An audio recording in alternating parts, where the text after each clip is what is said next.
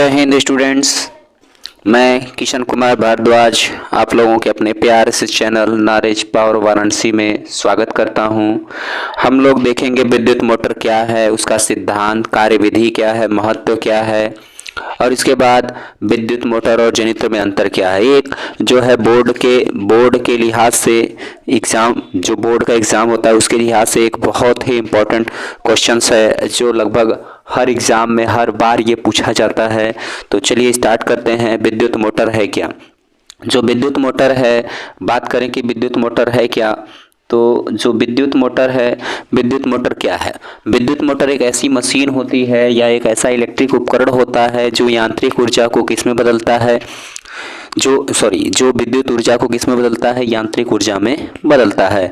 अर्थात जब हम किसी मोटर पर विद्युत सप्लाई देते हैं तो वो मोटर क्या होती है, घूमने लगती है और मोटर में यांत्रिक बल उत्पन्न होता है और इस बल का इस्तेमाल जो है बहुत बड़े पैमाने पर हम कहीं न कहीं किसी कार्य को करने में लेते हैं।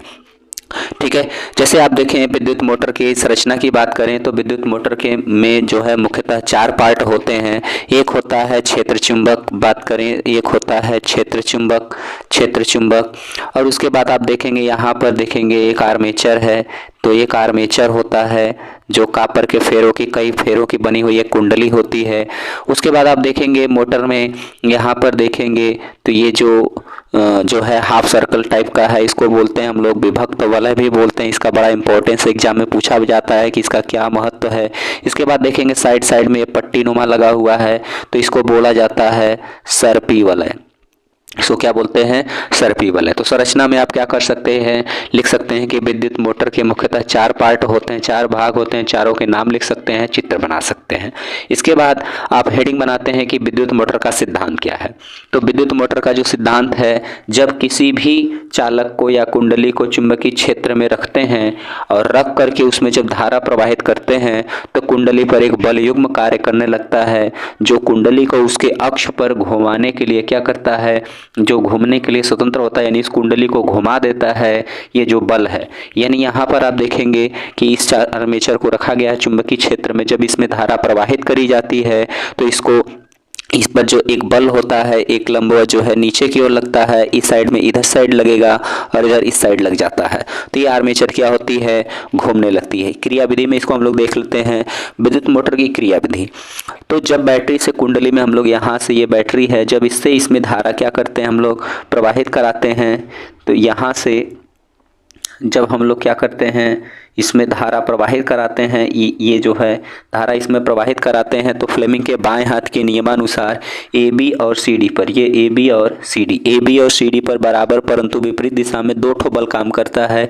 ए बी और सी डी पर बराबर और विपरीत दिशा में 2 बल कार्य करने की वजह से ये क्या होता है, एक बल युग्म बन जाता है। क्या बन जाता है, एक बल युग्म बन जाता है। तो बल युग्म बनने की वजह से होता क्या है, कुंडली दक्षिणावर्त दिशा में घूमने लगती है। विभक्त वलयों की सहायता से धारा की दिशा हम लोग इस प्रकार से रखते हैं कि कुंडली पर बल एक ही दिशा में काम करे, अर्थात कुंडली एक ही दिशा में घूमती रहे। तो ये क्या है, इसकी क्रिया विधि है। बात करें विभक्त वलय का क्या महत्व है, तो देखिए हम लोग देख लेते हैं विभक्त वलय का क्या महत्व होता है।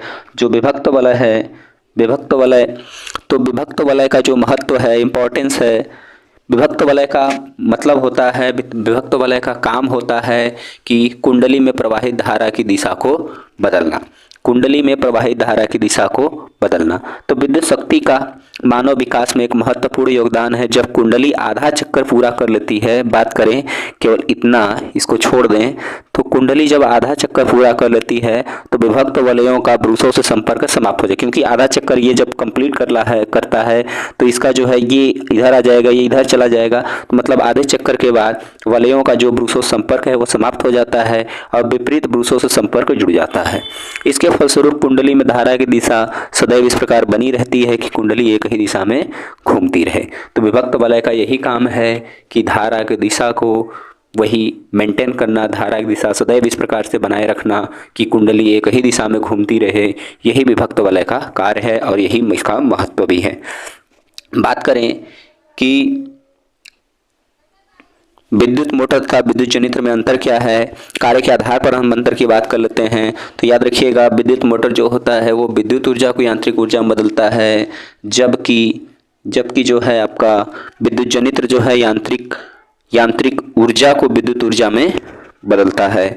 जो विद्युत मोटर है ये क्या करता है, विद्युत ऊर्जा को यांत्रिक ऊर्जा में, जबकि जनित्र जो है वो यांत्रिक ऊर्जा को विद्युत ऊर्जा में बदलता है। ठीक है, ओके बच्चों, तो आप लोग चैनल से जुड़े रहिए और भी बच्चों को, साथियों को चैनल से जोड़िए, जिससे जो है परीक्षा संबंधित महत्वपूर्ण कंटेंट आपको मिलती रहे और आपकी परीक्षा की तैयारी अच्छे से हो जाए, आप बेहतर जो है स्कोर कर सकें। ओके, धन्यवाद।